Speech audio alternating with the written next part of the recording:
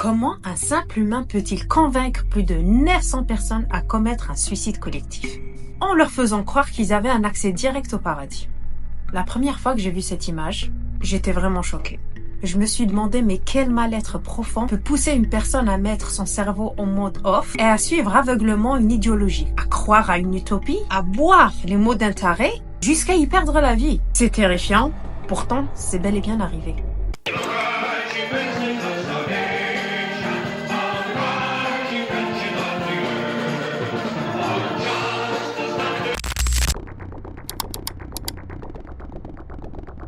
Et on commence tout de suite la présentation avec notre gourou Jim Jones, autoproclamé le pasteur Messie.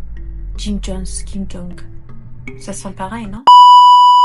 Né en 1931 à Crète, dans l'Indiana rural, Jim Jones grandit dans une Amérique marquée par la ségrégation, la pauvreté et la montée des figures charismatiques. Dès l'enfance, il est obsédé par la religion et la mort. Il commence à tuer les animaux du quartier juste pour organiser des funérailles en imitant les pasteurs qu'il admire.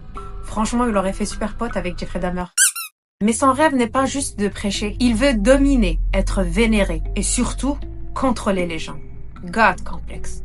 Dans les années 50, il devient pasteur protestant et se démarque rapidement en prenant l'égalité raciale, qui est un sujet explosif à l'époque. Il attire ainsi de nombreux Afro-Américains, des pauvres, des exclus, mais aussi des marginaux et des gens perdus. Et donc, tout ce cocktail donne naissance en 1955 à une nouvelle église, baptisée le Temple du Peuple, qui prend racine à Indianapolis, puis à San Francisco.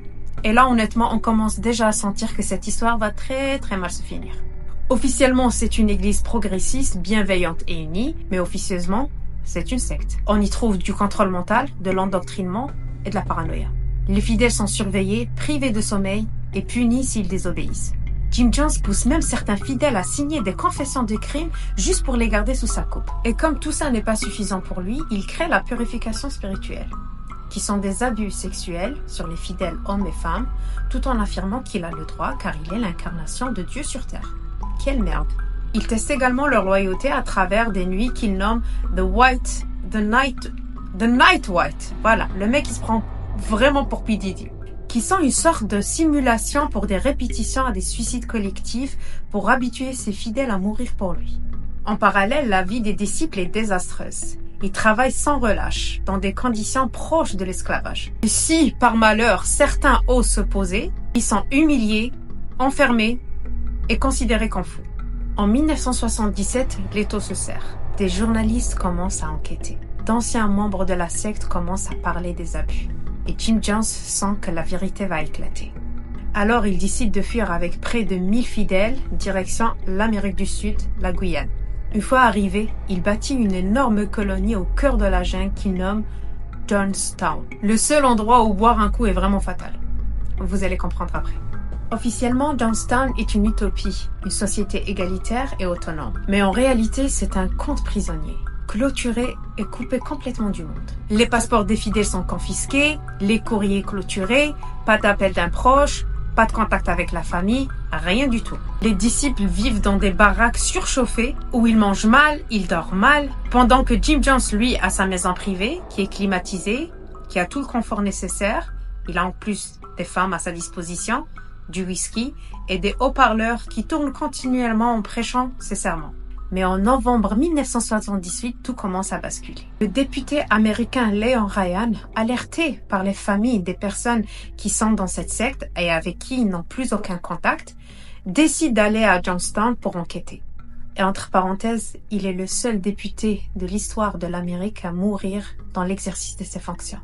Sur place, le député constate l'ambiance tendue. Il comprend très vite qu'il y a quelque chose qui tombe pas rond. Des membres lui glissent discrètement des mots et c'est écrit « Aidez-nous à partir d'ici ». Et il accepte d'emmener avec lui ceux qui veulent fuir et c'est ça qui va causer sa perte. Car une fois arrivé à l'aéroport, tout bascule.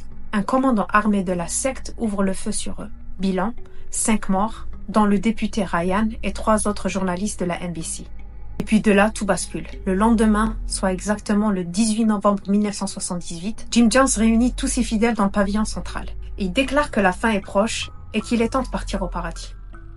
Sinon, le gouvernement va venir, il va les torturer, il va séparer les parents des enfants. Il propose alors un suicide révolutionnaire. Une manière pour lui de garder le contrôle jusqu'à la toute dernière seconde. Et ce qu'il propose est si terrible que ça va choquer l'Amérique et le monde entier.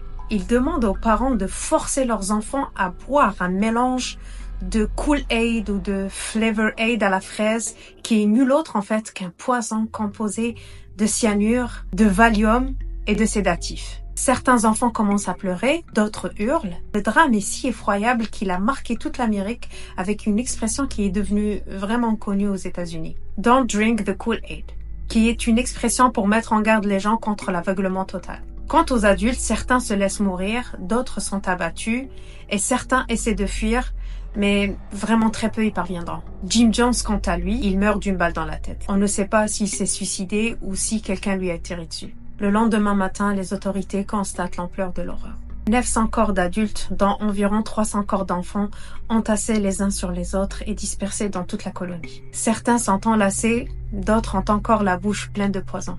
Cette tragédie effroyable rappelle ce qui peut arriver quand un seul homme décide de se prendre pour Dieu.